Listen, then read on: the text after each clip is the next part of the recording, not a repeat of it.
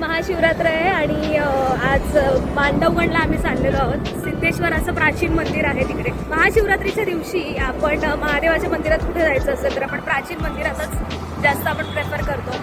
खरं तर आधी आम्ही विचार केला होता की टाकळी डोकेश्वरला जावं, पण तिथे आपण ऑलरेडी जाऊन आलेलो आहोत, फक्त त्याचा ब्लॉग नाही केला. नगरमधल्या महादेव मंदिराचा इतिहास फार मोठा आहे. आता प्रत्येक मंदिराबद्दल तितकंसं माहिती नाही आहे, पण म्हणजे पांडवलेणी असणारं ठिकाण, पण तिथे पण महादेवाचं फार मोठं मंदिर आहे. फार सुंदर ठिकाण आहे, दगडामध्ये अख्खं. आणि तिथे वेगवेगळ्या मूर्त्या आपल्याला जुन्या पाहायला मिळतात.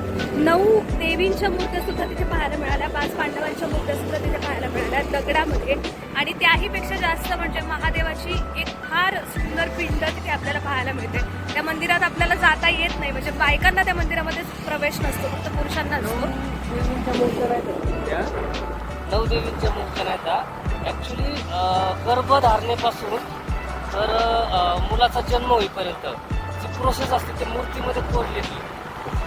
हो, पण 9 वेगळ्या वेगळ्या ते हे केलं, म्हणजे प्रत्येक महिन्याप्रमाणे असाव्यात का त्या? हो, प्रत्येक महिन्यात. पण हे टाकळी डोकेश्वरचं झालं. आपण आता जे चाललेलो आहोत मांडवगडला, तर तिथे फक्त महादेवाचं मंदिर नाहीये ना तिथे? तिथं लक्ष्मीनारायणाचं मंदिर आहे, खूप जुनं मंदिर आहे. ते 1300 दशकातलं ते मंदिर आहे, 13व्या शतकातलं. मांडवगडला जाताना 2 रस्ते आहेत. आता आम्ही सोलापूर रोडने चाललोय. ओके, थांबायला लागेल.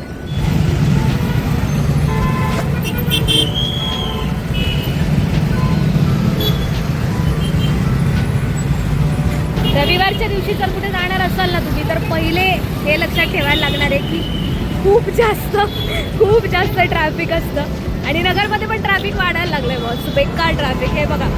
तर मांडवगडला जाताना 2 रस्ते आहेत. सोलापूर रोडने पण आपण जाऊ शकतो. आणि जर आपल्याला हायवेने समजा नसेल जायचं, थोडंसं फिरत जायचं असेल तर आरणगाव, देऊळगाव, सिद्धी असं करून पण आपण मांडवगडला जाऊ शकतो.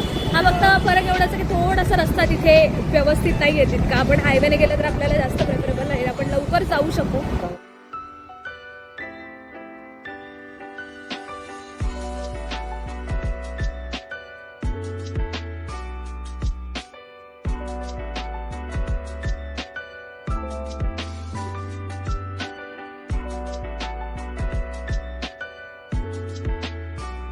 प्रवास आहे बरं का, थोडंसं थकवणारा. ते पण आपण जर उन्हात जात असू तर हाल होतात थोडेसे, पण ठीक आहे. म्हणजे एखादा 2 ब्रेक घेऊ शकतो. आम्ही एका ठिकाणी थांबलो आता उसाचा रस पिण्यासाठी. आणि जिजा तू काय पिणार, रस की पाणी? ऊस खायचा असतो, उसाचा रस प्यायचा असतो. उसाचा रस पिणार. ओके.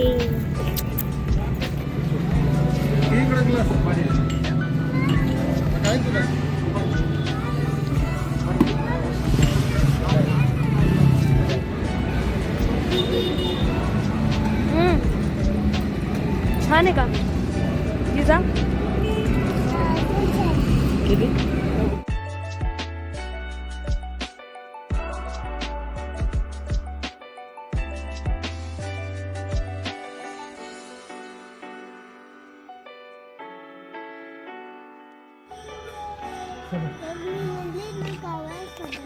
हो ना, चल. किती शांत आहे. असं रस्त्याने येताना वाटत पण नव्हतं की रस्त्याच्या शेजारी इतकं शांत मंदिर असेल म्हणून. आणि खूप जुनं पण आहे. आणि त्या मंदिराच्या बाजूला ना इथे याला काय म्हणतात नक्की कमेंट्स करून सांगा.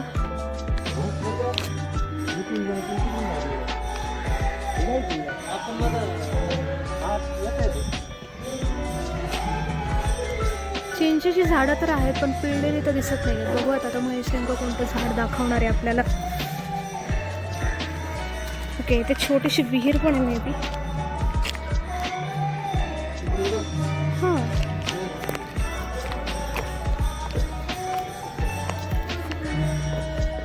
छोटीशी नाही आहे, तशी मोठी आहे. Okay, fine.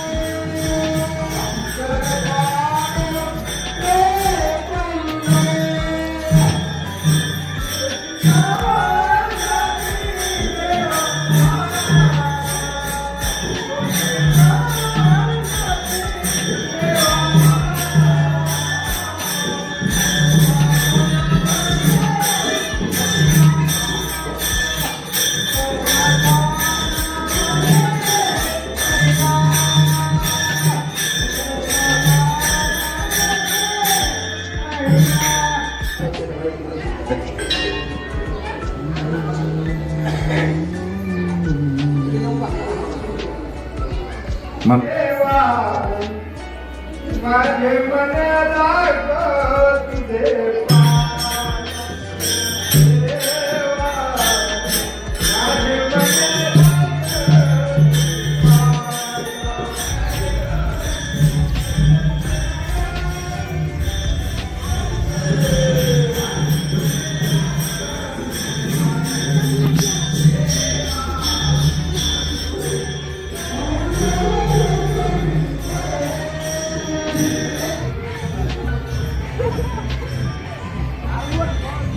आता आपण आलोय सिद्धेश्वराच्या मंदिरामध्ये आणि रस्त्याच्या बाजूलाच आहे मंदिर, असं नाही आहे फार लांब आहे वगैरे, पण इतकी शांतता आहे इथे. एक तर वडाच्या झाडांमध्ये समोर तुम्हाला असं वाटतं की सुंदर किती मोठं ते किती वर्षापूर्वीचं असेल म्हणजे मुळामध्येच पाणी किती मोठं असेल आणि त्यात दीपमाळ 4 मजली.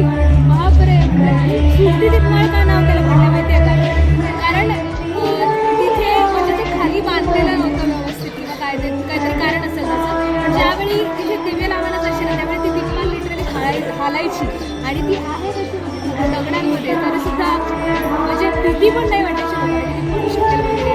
आणि हे परफेक्ट आहे मला असं वाटतं. इथून या झुलत्या दीपमाळेच्या बरोबर लेफ्ट साईडला मांडव ऋषी स्वामींची समाधी आहे. कोणत्या बाजूला आहे नेमकी? इकडेच आहे का? तिकडच्या बाजूला पण काहीतरी आहे.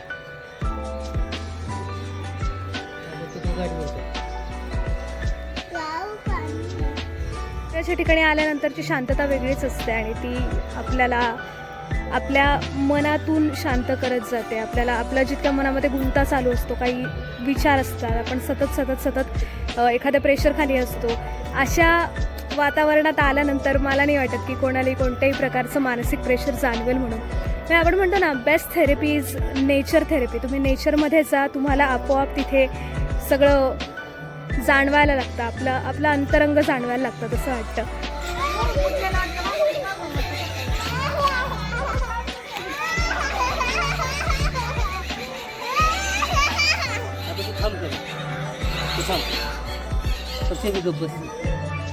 आता हसतो.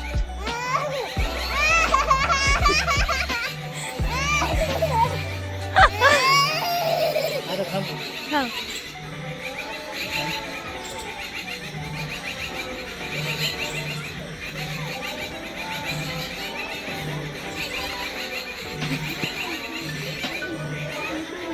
हस.